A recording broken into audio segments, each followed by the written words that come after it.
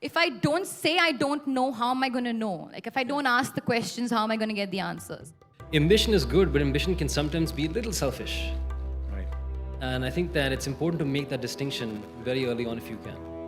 What matters end of the day is people's acceptance. In a democracy, I think, in the world's largest democracy,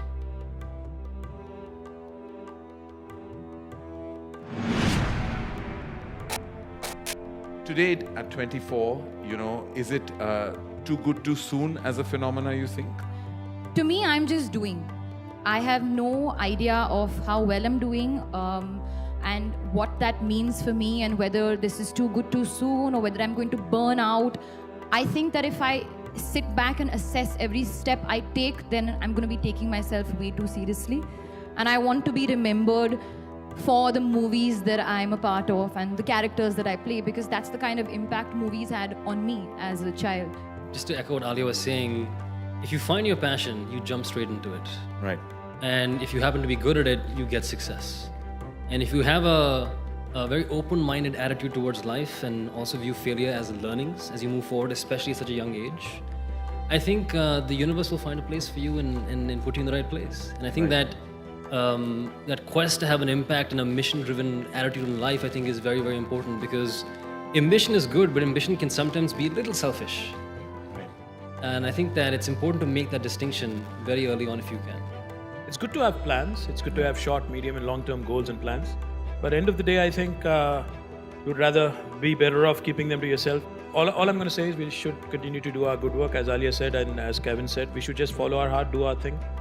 And Alia, in your field, there's always, I think that sometimes, the entertainment media doesn't make it easy, for you to kind of, go beyond yourself. At your age, I always wonder sometimes, that how do you handle it? And are you taking it head on at all? So I think definitely initially I was very vulnerable, and I was also very hungry to prove and make a point. I want to say with age, but I don't think I should say that since I'm 24. But maybe with experience. In the last 2 years, there just came a bit of a realization to me, and that is the only constant in life is change. So today, I may be getting a lot of love, tomorrow I won't, maybe. So I can always talk about what I don't have and what what I can do better. But instead of whining about how they're comparing me to people, I can just better it. And I can just try to be the better version of myself. You're tweeting about how well you're doing in India Economic Summit, and then somebody tweets you back saying, dude, get the Hyderabad roads right.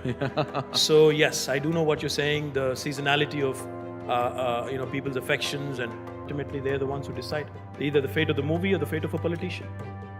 There was one thumb rule that I followed from very early on, which is, at the end of the day, if there are 24 hours in a day, you're sleeping for probably 7-8 hours. And you have 16 waking hours. I think your life is directly proportional to where you deploy those 16 hours. Not only physically, but also mentally. Right. So you can choose, you have a choice. Right. So you can worry about the comparisons, you can worry about what people think, but I think if you deploy that time effectively on solving big problems, the results will speak for itself.